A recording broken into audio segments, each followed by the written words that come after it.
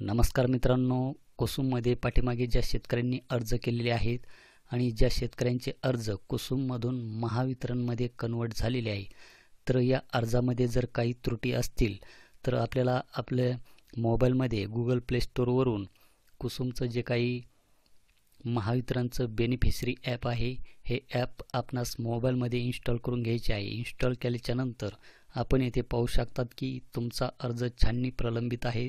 कृपया आपल्या सर्कल कार्यालयाशी संपर्क साधा आणि येथे अर्ज तपशील याच्यावर जर आपण क्लिक केलं तर आपल्याला येथे लाभार्थ्याचा तपशील हा येथे दाखवला जातो आणि आपल्या समोर जे काही सेल्फ सर्वे म्हणजे स्वयं सर्वेक्षण नावाचे जे काही ऑप्शन आहे ते दाखवत नाहीत. म्हणजेच आपला अर्ज कोणत्या तरी कारणामुळे त्रुटीत आहे, तर त्यासाठी आपल्याला आपला एकदा अर्ज हा चेक करून घ्यायचा आहे. कारण की अजूनही काही शेतकऱ्यांनी आपले जे काही त्रुटीमध्ये आलेले अर्ज आहे, हे त्रुटीमध्ये आलेले अर्ज हे दुरुस्त केलेले नाही. जर आपण हे अर्ज दुरुस्त केले नाही तर महावितरणकडून हे अर्ज रद्द करण्यात येणार आहे. तर त्यासाठी आपल्याला येथे बेनिफिशरी लॉग इनमध्ये आपला जो काही ॲप्लिकेशन नंबर आहे तो ॲप्लिकेशन नंबर पासवर्ड टाकून आपल्याला इथे लॉग इन व्हायचे आहे. लॉग इन झाल्याच्या नंतर आपण पाहू शकता की हा अर्ज दाखल केल्याचा दिनांक आहे 20/9/2021 आणि हा अर्ज त्रुटीमध्ये आहे. तर यासाठी आपल्याला इथे अपलोड डॉक्युमेंट हे जो काही टॅब दिसत आहे याच्यावर आपणास क्लिक करून घ्यायचे आहे. येथे क्लिक केल्याच्या नंतर आपण येथे पाहू शकतात की येथे डॉक्युमेंटमध्ये 7/12 आणि आधार कार्ड आणि त्यानंतर येथे कमेंटमध्ये पाहू शकतात की येथे अप्रूव्ड दाखवत आहे. म्हणजेच पाठीमागे या शेतकऱ्यांनी येथे 7/12 त्रुटीत असल्याच्या कारणाने हा अर्ज येथे पेंडिंगमध्ये ठेवण्यात आलेला होता.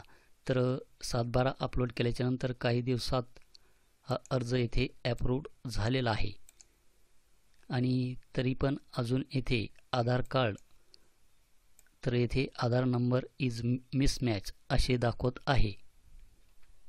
कारण की फॉर्म भरता वेळेस आधार नंबर हा चुकीचा टाकल्यामुळे येथे आधार नंबर इज मिसमॅच अशा प्रकारची कमेंट आपणास येथे देण्यात आलेली आहे. तर त्यासाठी आपल्याला येथे आधार कार्ड हे यामध्ये अपलोड करून घ्यायचे आहे.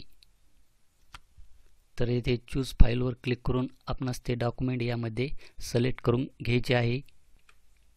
डॉक्युमेंट सिलेक्ट केल्याच्या नंतर आपणास येथे सबमिट या ऑप्शनवर येथे क्लिक करायचे आहे. तर येथे परत आपल्याला 7/12 हा येथे परत एकदा अपलोड करावा लागणार आहे. तर चूज फाईलवर क्लिक करून मी येथे 7/12 पण येथे अपलोड करून घेतो. तर 7/12 आणि आधार येथे चूज फाईलवर क्लिक केल्याच्या नंतर आपल्याला येथे सबमिट या बटनावर क्लिक करायचे आहे. त्यानंतर आपण भरलेली माहिती ही अचूक असल्याची तुम्हाला खात्री आहे का? तरी मी येथे होय पुढे चला याच्यावर क्लिक करतो.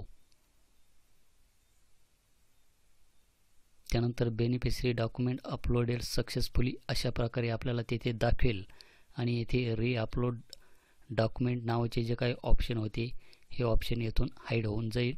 आपला अर्ज परत महावितरणकडे व्हेरिफिकेशनसाठी पाठवला जाईल.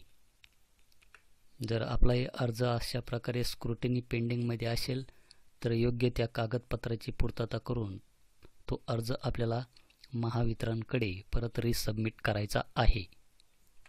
तर भेटूया अशाच एका नवीन व्हिडिओ नवीन अपडेटमध्ये. धन्यवाद.